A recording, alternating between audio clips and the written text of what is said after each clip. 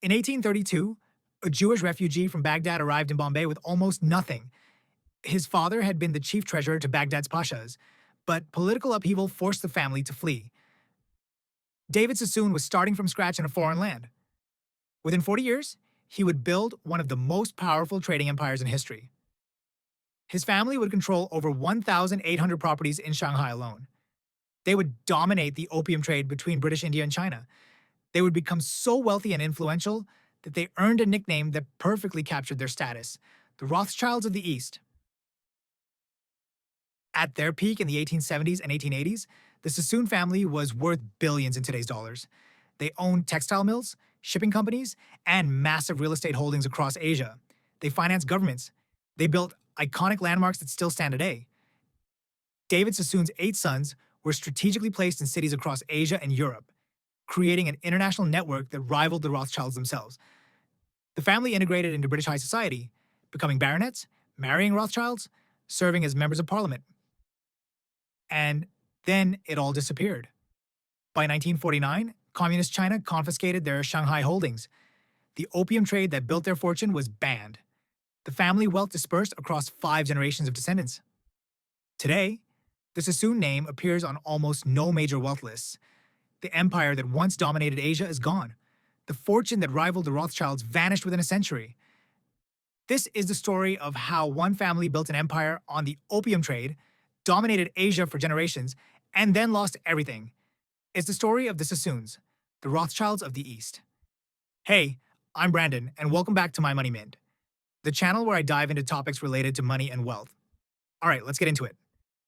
To understand the Sassoon Empire, you need to understand where it started. David Sassoon was born in Baghdad around 1792.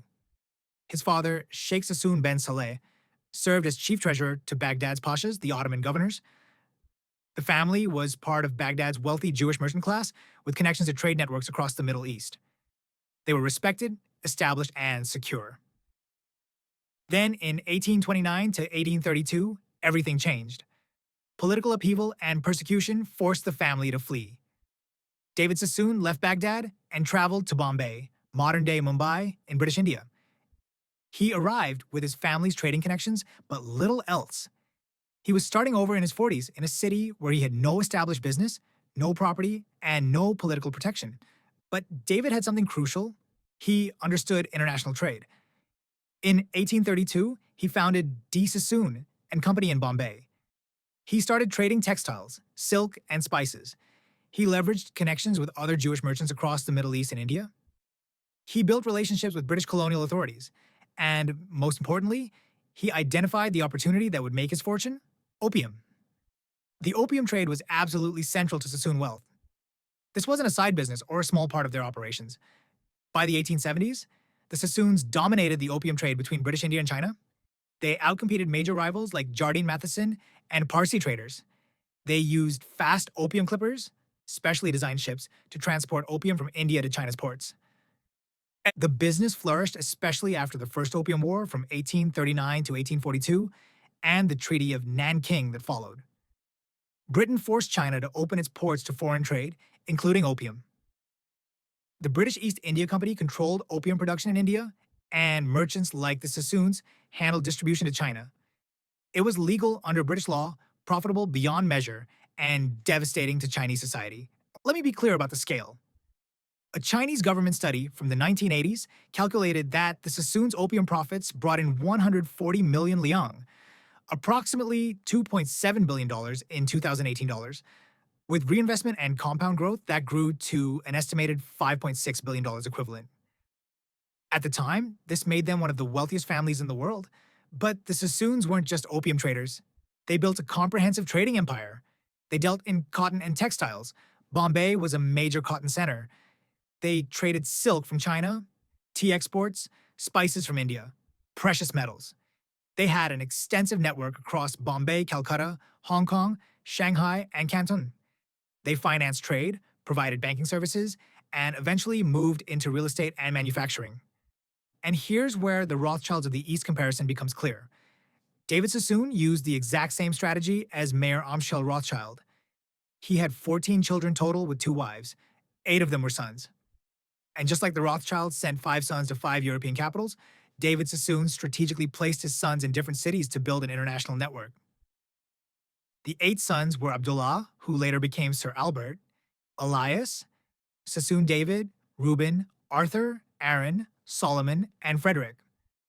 Abdullah, the eldest, moved to London and eventually took over the main firm.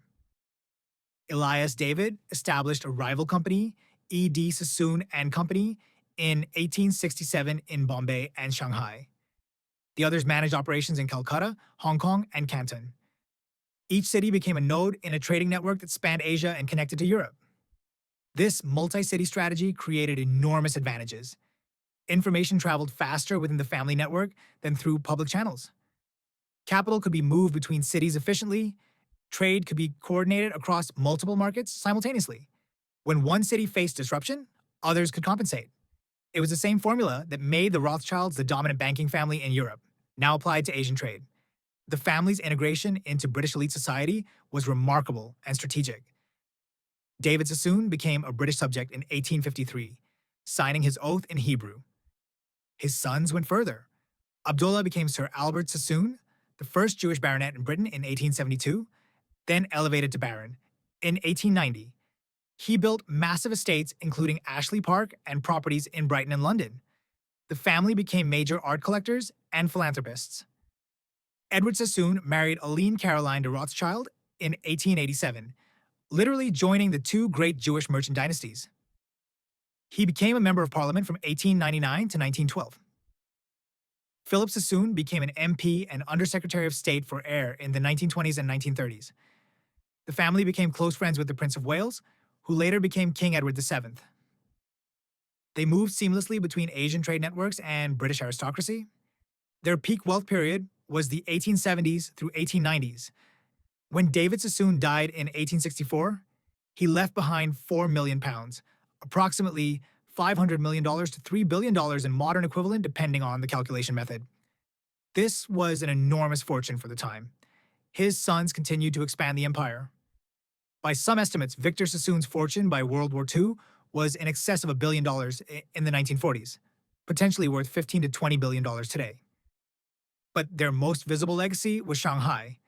The Sassoons owned over 1,800 properties in Shanghai alone. 1,800. They dominated much of Shanghai's skyline by the 1930s. They built the Cathay Hotel in 1929, now the Fairmont Peace Hotel, one of Shanghai's most iconic buildings. Sassoon House on the Bund became a landmark. They owned textile mills, shipping companies, warehouses, and commercial properties throughout the city. If you walked through Shanghai in the 1930s, you were almost certainly walking past Sassoon-owned buildings. Shanghai became their crown jewel. Victor Sassoon, David's great-grandson, made Shanghai his base of operations. He was known as one of the richest men in the world during the 1930s. He lived in luxury, threw legendary parties, and controlled vast swaths of the city's real estate. Shanghai in the 1930s was called the Paris of the East, and the Sassoons were its undisputed merchant princes. So, if they were so wealthy and powerful, why aren't they on any modern wealth lists? Why don't we hear about them alongside the Rothschilds and Rockefellers? The answer is that their empire collapsed dramatically and completely through a combination of factors that destroyed their wealth within a single generation. The first blow came from opium restrictions. In 1907, Britain and China signed a treaty to phase out the opium trade. This was the result of growing international pressure as the devastating effects of opium addiction in China became impossible to ignore. David Sassoon and Company stopped the opium trade completely after the treaty. This eliminated their primary profit center, the foundation of their entire fortune. The company tried to compensate by focusing on textiles, real estate, and other investments. But removing opium from their business model was like removing oil from Rockefeller's Standard Oil. It was the engine that drove everything else. The family had diversified, but not enough to replace that core revenue stream. The second blow was World War II and the Japanese invasion of China. From 1937 onward, Japan occupied Shanghai and much of coastal China. Victor Sassoon lost significant assets. Trade networks were disrupted. The family's Chinese operations were devastated. Many properties were damaged or taken over by Japanese authorities. The empire that had dominated Shanghai for decades was suddenly under siege. But the catastrophic blow, the one that permanently destroyed Sassoon wealth, came in 1949 when the communists took power in China. When Mao Zedong's forces won the Chinese Civil War, they immediately began confiscating foreign assets. All of the Sassoons' Shanghai holdings were seized. Every property, every mill, every warehouse, 1,800 properties gone overnight. Victor Sassoon fled China in 1948, leaving behind the majority of his fortune. There was no compensation, no negotiation. The assets were simply taken. This was the difference between the Sassoons and the Rothschilds. The Rothschilds built their empire on European banking institutions that survived wars, revolutions, and economic crises. Banks in London, Paris, Vienna, and Frankfurt continued operating through political upheavals. The Rothschilds' wealth was held in financial institutions, government bonds, and diversified assets across stable European countries. The Sassoons built their empire on physical assets in a politically unstable region, real estate in Shanghai, opium trade dependent on colonial policy, manufacturing facilities that could be seized. When China underwent its communist revolution, there was no institutional structure to protect their wealth. It simply disappeared. There were also internal factors that weakened the family. After David Sassoon's death in 1864, the family split into rival firms. Elias David broke away to form E.D. Sassoon and Company in 1867. This created competition and division within the family itself. Later generations lacked the business discipline of David and his immediate sons. They over-assimilated into British aristocracy, focusing on estates, art collections, and social status rather than business operations. They failed to diversify adequately outside of Asia, and critically, they extracted capital for aristocratic lifestyles rather than reinvesting in new industries. By 1982, David Sassoon and Company was sold for approximately £2 million, a dramatically diminished sum.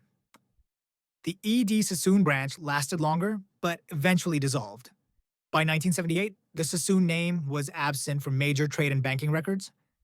The empire was gone. Today, the family's wealth is dispersed across many descendants over 5 generations. Individual family members may have inherited some wealth, but nothing resembling the billions their ancestors controlled. The family integrated so successfully into British society that they essentially became invisible as a distinct dynasty. Unlike the Rothschilds, who maintained continuous banking operations that kept the family name prominent, the Sassoons have no surviving business entity to anchor their legacy. Now, you might have heard the name Sassoon in a completely different context. Vidal Sassoon, the famous hairstylist. Here's where it gets interesting. Vidal Sassoon was related to the Sassoon dynasty, but only distantly. He was not directly descended from the wealthy merchant branch. Vidal's father, Jack Sassoon, was a Sephardic Jew from Thessaloniki, Greece. Vidal grew up in extreme poverty in London, literally the opposite of the merchant princes. The connection is genealogical but not financial. They shared distant ancestry, but Vidal inherited nothing from the trading empire. He built his own fortune from scratch in an entirely different industry. There's another famous Sassoon you might know, Siegfried Sassoon, the World War I poet. He was a direct descendant, David Sassoon's great-grandson. But here's the twist. Siegfried's father, Alfred Ezra Sassoon, was disinherited. Alfred married outside the Jewish faith to Teresa Thornycroft, an Anglo-Catholic. The family stood Shiva, the Jewish mourning ceremony, and completely cut him off. Siegfried inherited some wealth from his aunt Rachel Beer, who was the editor of the Sunday Times, but he was excluded from the main family fortune. Even direct descendants could lose everything if they violated family expectations. So, why is the Sassoon story hidden today compared to families like the Rothschilds? There are several reasons. First, the opium trade stigma. The source of Sassoon wealth is now deeply controversial and morally indefensible. Opium devastated Chinese society, contributed to wars, and caused immeasurable suffering. Modern descendants understandably don't publicize this heritage. Second, the wealth genuinely dispersed. 5 generations of division mean individual descendants might have comfortable inheritances, but nothing approaching dynastic wealth. When a fortune splits among dozens or hundreds of heirs, individual amounts become unremarkable. Third, the 1949 communist confiscation eliminated the fortune's base. This wasn't a gradual decline, it was catastrophic loss in a single event. There was no mechanism to recover those assets. Fourth, successful assimilation. The Sassoons integrated so completely into British elite society that they became invisible as a distinct dynasty. They're buried in British aristocratic genealogies rather than maintaining a separate merchant identity. And finally, no surviving business entity. Unlike the Rothschilds, who still operate Rothschild and Company and NM Rothschild and Sons, there's no continuous Sassoon banking or trading operation. The institutional anchor that would maintain the family name and business is gone. The comparison between the Sassoons and Rothschilds reveals crucial lessons about how fortunes survive or disappear. Both families use similar strategies, placing sons in different cities, building international networks, integrating with elite society, maintaining Jewish identity initially. Both became enormously wealthy. But the Rothschilds built their empire on European institutional banking that could survive political upheaval. The Sassoons built theirs on Asian trade and real estate that was vulnerable to geopolitical catastrophe. The Rothschilds diversified across stable European nations with established legal systems. The Sassoons concentrated in Asia during a period of massive political transformation. The Rothschilds maintained permanent banking institutions. The Sassoons relied on physical assets that could be and were confiscated. At their peak, the Sassoons were worth billions in today's dollars. They controlled trade across Asia. They owned iconic buildings that still stand. They were the Rothschilds of the East, and the comparison was earned. David Sassoon built from nothing to create an empire. His sons expanded it across continents. For 3 generations, they were one of the world's wealthiest and most powerful families. But within a century, it was gone. The opium trade ended. World War II devastated their holdings. Communist China confiscated their assets. Internal divisions and lifestyle extraction weakened them, and the fundamental vulnerability of their empire structure, concentrated in politically unstable regions, based on physical assets rather than financial institutions, proved fatal. Today, the Sassoon name survives in history books, in the buildings they left behind in Shanghai, and in scattered descendants who carry the name but not the fortune. They're a perfect example of how even vast wealth can evaporate through geopolitical upheaval, lack of institutional permanence, and multi-generational dispersion. The Rothschilds remain wealthy because they built banks. The Sassoons disappeared because they built an empire on opium and Shanghai real estate. One survived the 20th century's upheavals, the other didn't. That's the difference between fortunes that last and fortunes that vanish. Thank you for watching My Money Minute. If this story of rise and fall, of building an empire and losing it all, got you thinking about how wealth survives or disappears across generations, smash that subscribe button and let me know in the comments. What do you think was the Sassoons' biggest mistake? I'll see you in the next one.